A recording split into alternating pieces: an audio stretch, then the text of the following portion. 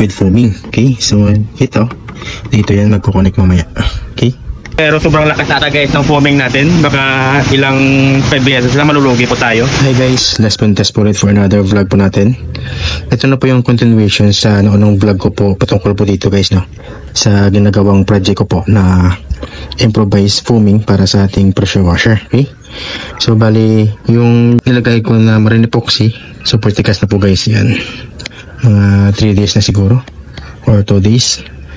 So ito yung aking gagamitin na liquid foaming, and then sa loob niyan guys meron ng transparent na hose yan. So bali yung ball bulb yan yung magiging control guys, no, kung gaano kadami yung hihigupin na liquid foaming. Okay, so ito dito yan magkukonek mamaya.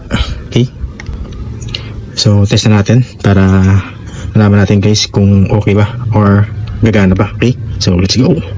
Right guys, na set up na po natin. Check natin kung gagana ba. Pump na tayo ng points.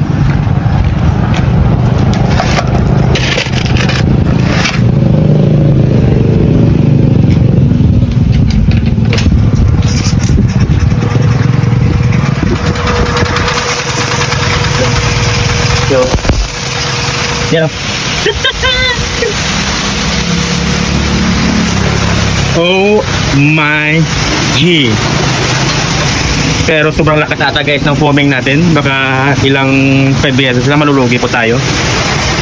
Yan o.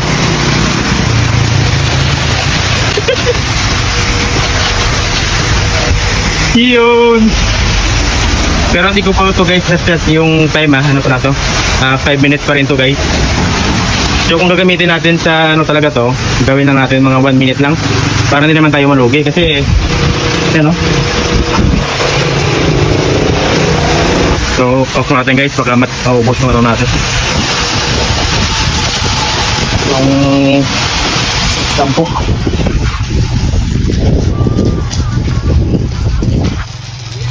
Okay, so gumana nga guys, no.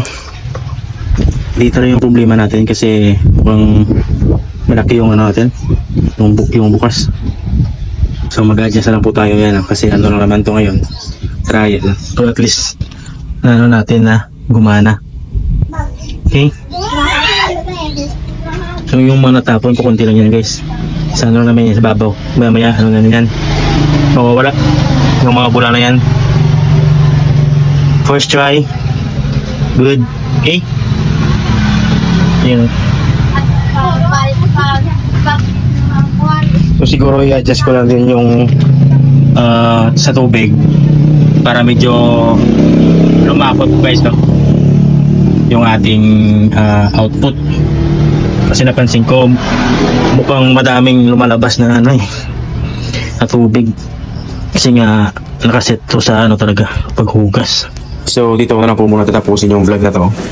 Bali mag-update na lang po ako, no, kung makapag-desisyon na ako na isasama ko to sa ating Vinto Car Wash business, kasi parang hindi pa ako sure guys. Okay, so see you on my next vlog. Bye bye.